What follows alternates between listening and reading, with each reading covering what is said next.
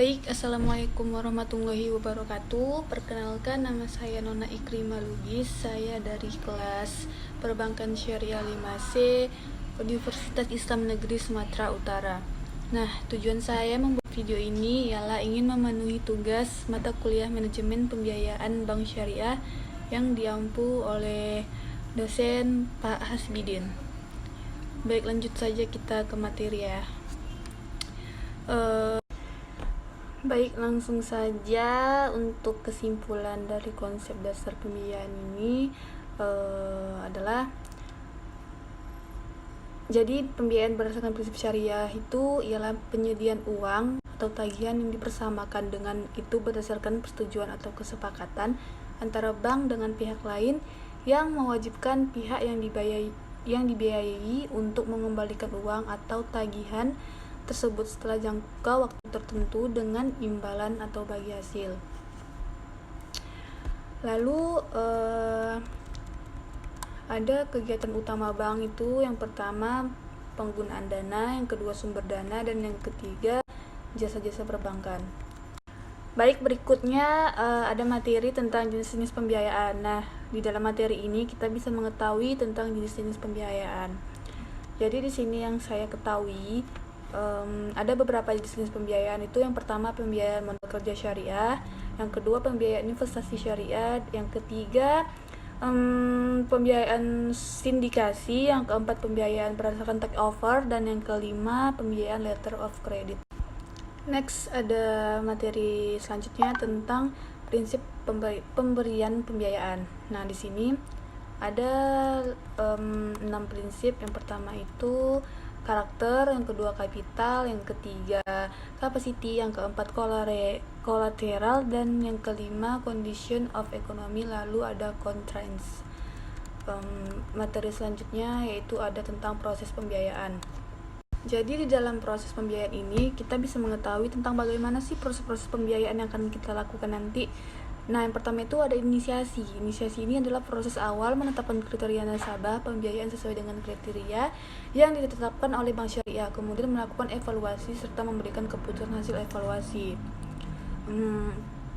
Lalu yang kedua dokumentasi, seperti itu, dan yang ketiga monitoring.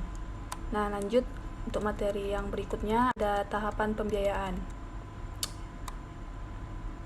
Ada 3 tahapan pembiayaan. Pertama, permohonan pembiayaan merupakan syarat yang penting dan harus diperhatikan oleh account officer. Dan yang kedua, pengumpulan informasi dan dokumen. Dan yang ketiga, verifikasi data. Nah, untuk materi berikutnya ada tentang analisis pembiayaan. Analisis pembiayaan ini sangat diperlukan ya. Kenapa sangat diperlukan? Karena agar Bank Syariah memperoleh keyakinan bahwa pembiayaan yang diberikan nantinya kepada nasabah akan bisa kembali lagi, seperti itu. Nah, lanjut materi yang berikutnya ada tentang analisis kualitatif pada segmen produktif. Yang pertama itu ada aspek yuridis. Aspek yuridis, di dalam aspek yuridis ini terdapat beberapa aspek lagi. Yang pertama itu ada legalitas pemohon, legalitas subjek pembiayaan, legalitas usaha, dan kajian syariah.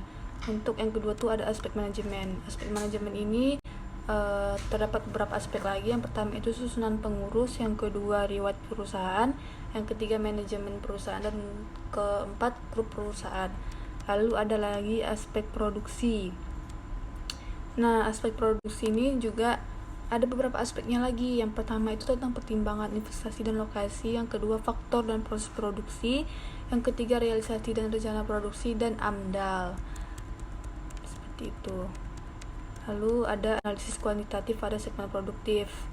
Ada 2 aspek di sini. Yang pertama itu aspek keuangan dan aspek jaminan dan asuransi. Lalu untuk materi terakhir ada tentang analisa kualitatif dan kuantitatif. Di sini membahas tentang aspek yuridis. Poin pertama itu ada legalitas permohonan. Surat permohonan pembiayaan dan checklist dokumen. Jadi apabila misalnya ada nasabah yang mempunyai masalah di hukum selain itu, jadi nanti pihak pengadilan akan meminta surat permohonan pembiayaan tersebut, seperti itu. Jadi kesimpulan seluruh materi yang telah saya bacakan tadi ialah kita bisa mengetahui bagaimana sih cara belajar tentang manajemen pembiayaan tersebut. Kita tahu bagaimana cara belajar tentang konsep dasar pembiayaan, jenis-jenis pembiayaan itu apa saja, lalu prinsip pemberian pembiayaan itu bagaimana, proses pembiayaan itu seperti apa, lalu tahapan pembiayaan itu gimana sih gitu, dan analisis pembiayaan, analisis kualitatif pada segmen produktif, dan analisis kualitatif dan kuantitatif. Nah, baik, hanya itu saja yang bisa saya sampaikan. Apabila ada kesalahan mohon dimaafkan. Assalamualaikum warahmatullahi wabarakatuh.